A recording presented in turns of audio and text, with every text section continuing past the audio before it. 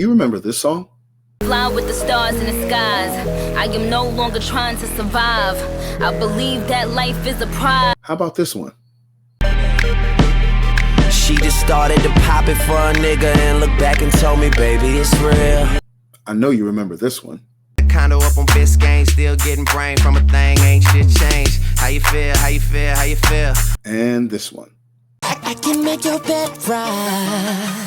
I can make your bed She got that. Do you remember when Young Money was the hottest group in hip-hop? Today, we'll be discussing what happened to Young Money. I'm your host, DSP. Welcome to the Blast Podcast.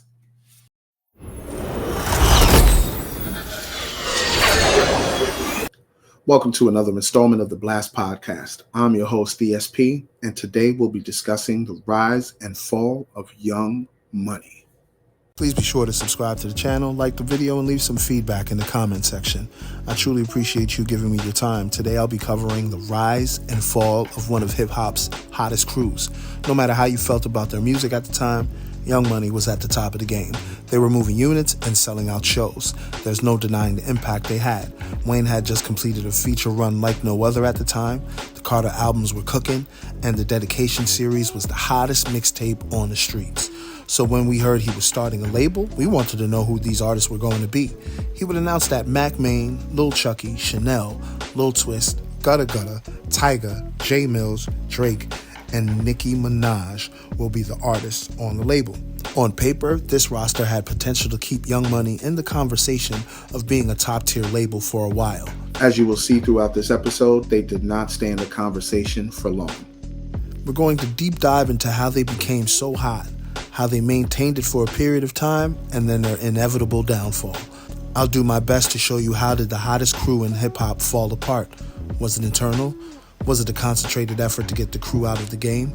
Was it self-sabotage? Did their fans outgrow them? Or are we all just hating on Young Money? Again, I'll do my best to answer these questions and more within this episode. But there is one question that I have to ask before we begin. What happened to Young Money?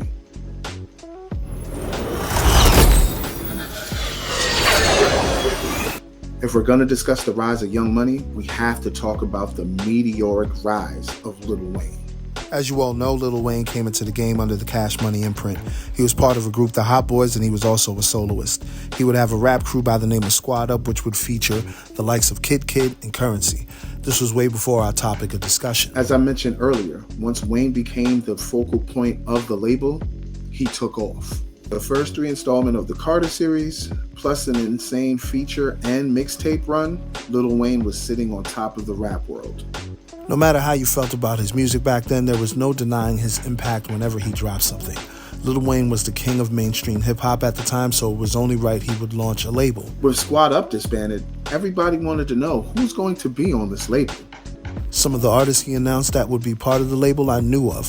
For example, I believe the battle rap community was excited to see one of their own get signed to a label like Young Money. J Mills had a deal before with Warner Brothers, but to have the Young Money dust sprinkled on him, we thought he was set. Unfortunately, that wasn't the case, but we'll get to that later. Another artist that I was familiar with was Nicki Minaj. She was doing her thing on the mixtape and DVD scene in New York, so when I seen she was a part of the crew, I knew she was good. At least for the time being, but we'll get to that later. The other artists I was aware of were Drake and Tyga. Tyga was also doing his thing in the mixtape scene, and he had a single, Coconut Juice, off his debut album, No Introduction, that was buzzing.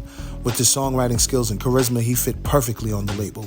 As for Drake, he had a couple mixtapes that were buzzing, the most popular being So Far Gone. It was that mixtape that got him his deal with Young Money. With songwriting skills in 2 genres and the Lil Wayne cosign, Drake was destined to carry the torch after Wayne. Unfortunately, that didn't happen, and we'll get to that later.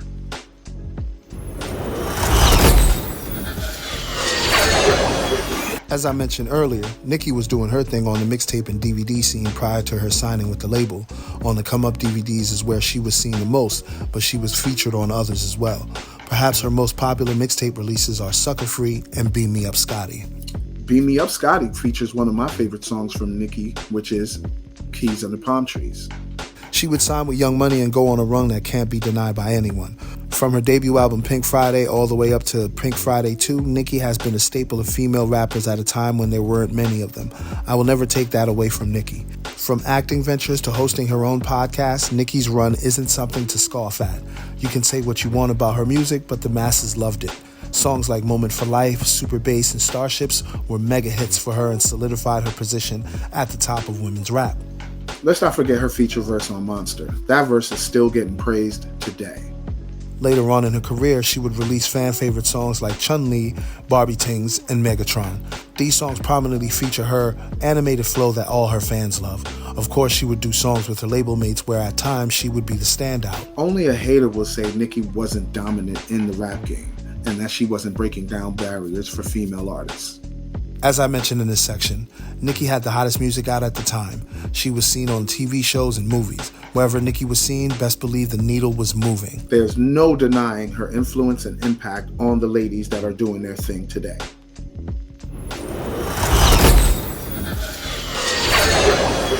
As for this artist, I've covered his career extensively on a previous episode of the pod. Mother F the Big Three, It's Just Big Me episode is where I discuss how I discovered Drake and what I thought of him initially. I also discuss his moves during and after the battle. I have an artist spotlight discussing his current or not so current rollout for Iceman. Look for those links in the description box below. Definitely check those out. I knew once Drake received the Lil Wayne cosign, I knew he was out of there when it came to success. On his mixtapes, he's shown that he can rap and also write an R&B song. He would also show that he was capable of combining the styles and making them work similar to 50 Cent. He would also incorporate elements from Canadian hip-hop and R&B to create a new sound for the hip-hop R&B fusion. As I stated prior, Drake was set up perfectly to take the torch from Lil Wayne. Drake would also release a plethora of chart-topping songs that people play to this day. He would also show off his comedic chops on different skit shows and commercials.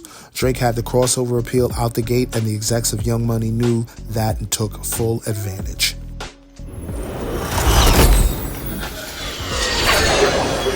Young Money had 3 of the top 10 highest 2010 hip-hop album sales with Thank Me Later by Drake, Lil Wayne's Rebirth, and I'm Not a Human Being projects. Now that I've discussed the big 3 of Young Money, it's only right I discuss what they did as a collective. Young Money would go on to release 3 albums: We Are Young Money, Rich Gang, and Rise of an Empire. The debut compilation album was certified platinum. The other 2 albums would peak at number 2 for rap in the US. The lead single to their platinum certified debut was Bedrock. I can make your bed right. I can make your bed A highly successful single that you would hear playing out of people's cars or neighborhood block parties. The other 2 singles from the later 2 projects weren't as successful as Bedrock. Tap Out and We All Right were decent singles, but nothing that moved the needle like Bedrock did. Young Money would continue to move the needle with one successful project after another. Corey Gunz would be announced as a signee, T-Pain also, although it never fell through. Other artists would join the label, but none of them reached the success that Wayne, Nicki, and Drake had. Anything and everything affiliated with Young Money was moving the needle, especially if it involved Nicki, Drake, and Lil Wayne. I'll even go out on a limb and say we can affectionately call that time the Young Money era in hip-hop. You can say this era, Young Money didn't miss.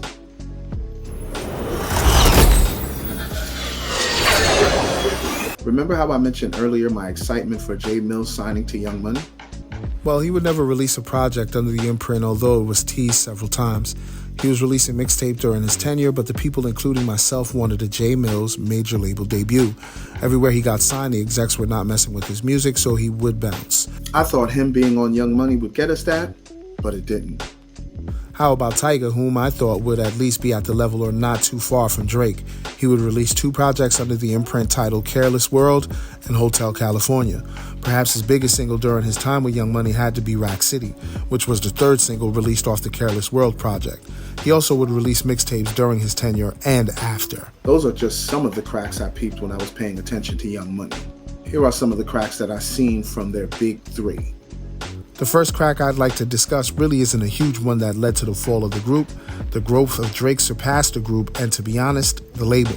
I don't think the label had the capability to properly promote and market an artist like Drake at that time. He was charting as much, if not more, than Wayne and Nicki. His demand would increase with every successful single he would release. So Drake would move on from Young Money and create his own label, October's Very Own, aka OVO. As for Nicki Minaj, The cracks that were coming from her side of things had to do with legal issues and the new generation of female MCs coming into the game. First, we'll get the legal issues out the way. As you all may know, Nicki's husband was convicted of attempted rape at 16 years old. He served his time and registered as a sex offender upon release. Jennifer Hugh, the woman who accused Nicki's husband, had a case against Nicki alleging harassment, intimidation, and infliction of emotional distress. She would later dismiss the case. This year, a former tour employee alleged assault, battery, and intentional infliction of emotional distress in a lawsuit filed against Nicki. Nicki's lawyer denied his allegations, calling them false and frivolous. I believe these lawsuits have taken her focus away from the music. Another crack that I seen when it came to Nicki is how she embraced the new generation of female MCs. If I'm going to be honest, Nicki wasn't too welcoming to the new school of female rappers. We all know there's some sort of tension between her and Cardi B. She went as far as calling Cardi B a disgusting pig. We also know she's clashed with Meg Thee Stallion recently as well. Other artists she's been rumored to have an issue with is Lotto, Remy Ma, and Lil' Kim. In recent months, she even started throwing shots at Jay-Z. We'll get into that once we discuss the fall because it wasn't a good look at all. As for Wayne, his lawsuits and feuds perhaps may have led to the downfall of the label. Wayne had been sued several times for not showing up to shows, sampling rights, unpaid royalties, unpaid production services, and for blocking the release of the Carter film by Quincy Jones III. We know Wayne has feuded with Juvenile, Young Buck, Pusha T, Jay-Z, and even the label he was signed to, Cash Money. We can also discuss his political and racial views, or lack thereof. Wayne stated he didn't feel connected to the Black Lives Matter movement, and stating that because he's a wealthy black man who has white fans, that is evidence black people are valued in the United States. I'll just chalk that ignorance up to him being egocentric and lacking knowledge of self.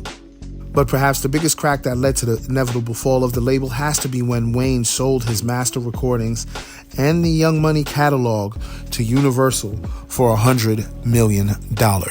In my opinion, I think that was a huge mistake. Lil Wayne's and the Young Money catalog is worth a lot more than $100 million.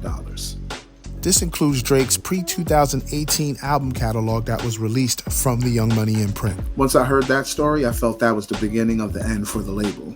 Little did I know, there would be a lot more in store for Young Money.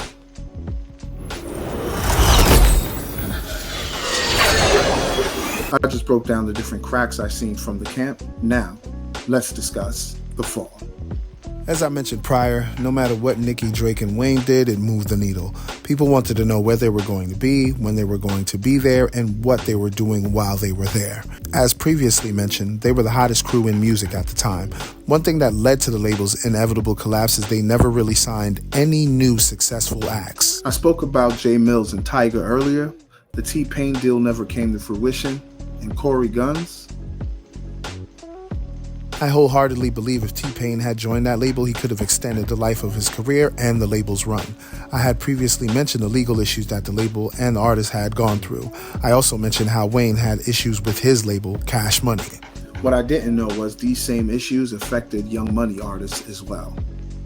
Due to the label focusing on their big three, artists like Tyga and Corey Guns didn't get the budget they needed to release projects.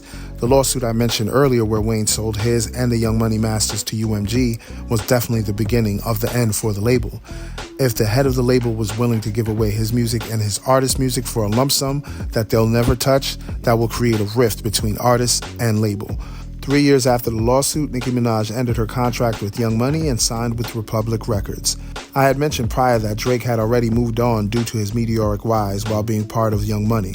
Some may not agree with what I'm about to say, but so be it. Drake losing the battle to Kendrick Lamar wasn't his downfall. I've gone on record and said if Drake went on hiatus just to come back with a heater, he would be fine. Thank you for fighting back. Appreciate that. Your career's not over, sir. You'll be fine. Chill for a little bit, right? If I was Drake, I wouldn't even drop a summer banger. I wouldn't even drop a summer song. I'd chill for the whole summer. Not say a word, because guess what? Your fans will miss you. Even the fans that switch sides on you will come back and be like, yo, I need a Drake record. You might even have some copycats come out. Try to emulate what Drake did. And then, boom, he could come back, Unfortunately, he did the complete opposite. From lawsuits to a mediocre rollout for an album we're not sure is going to be released, Drake has been doing everything under the sun but put out quality music. I discussed the battle and his current moves on these pieces of content, so go to the description box and use those links. I don't want to spend too much time on something that I've already covered extensively. Another thing I noticed that I feel hurt them is they stopped collaborating with each other. One of the reasons that Young Money was at the top is they had 3 of the hottest artists at the time on the same label, constantly featuring on each other's songs, which would sit on the charts for many weeks. The songs that featured Wayne, Nicki, and Drake were always going to be a smash. In recent times, you don't see them collaborate as much. After Wayne released his latest effort, The Carter 6, Nicki Minaj released a remix to Banned from NO, which was later added to the deluxe version of the project. Unlike the past, this collab didn't move the needle at all, and plus the Carter 6 wasn't received well at all. I feel all of these factors had something to do with Young Money losing its power with the audience. From internal strife to public perception, these factors led to the eventual demise of Young Money. With Lil Wayne and Drake being sore losers and Nicki being a bully on social media, the perception that Young Money once had is officially dissipated.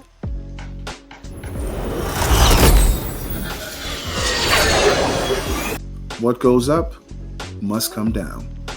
One of society's most popular cliche sayings, basically saying any situation of extreme success eventually will lead to a fall. I'm sure if you told fans of Young Money back then that they're going to fall off, they would have laughed at you. If you would have told them how it would happen, they wouldn't believe you and even call you a hater. If I told them that Lil Wayne would start making music that sounds like he no longer has any brain cells left, they wouldn't believe me. If I told them that Nicki wouldn't embrace the new class of women MCs, they wouldn't believe me. If I told them that Drake lost the battle of his career and decided to sue his label because of the loss, they wouldn't believe me. Was this fall inevitable? Was it forced? Or was it just natural evolution? I'm here to tell you that it's all 3.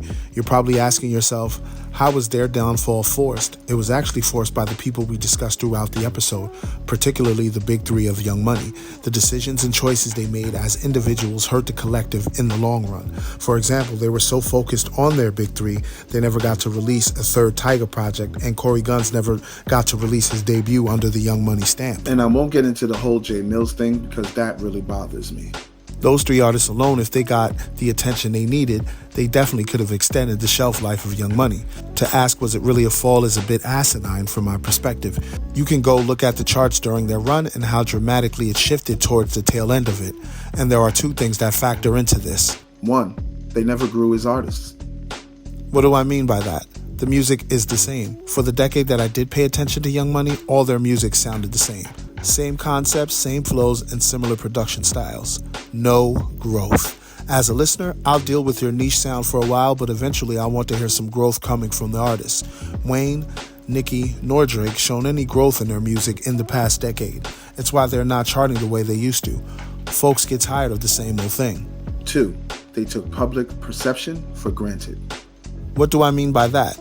They felt no matter what they did, they would have people cheer them on. Is that completely wrong? No, it isn't. But what they didn't factor in is that only their cult following will see no problem with their actions. Folks that aren't as enamored as their cult following will see through the nonsense. For example, Drake suing UMG because he lost to Kendrick, or Nicki Minaj tweeting the FBI because Mac Wop said she'll get put in a blender. I don't have to mention Lil Wayne's lack of awareness when it comes to society. Was this natural evolution? I'd have to go back to the saying I started this section with. What goes up must come down. I've seen it several times as a student of hip-hop. I've seen the hottest MC become an afterthought, whether it was their own fault or perhaps the label taking part in some funny business. Either way, you never stay at the top for too long. It's either the audience gets tired of you or someone else comes around that does it better than you do.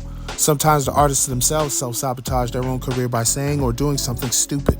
Yes, I do believe it was inevitable for Young Money to fall off, but I didn't know how it was going to take place.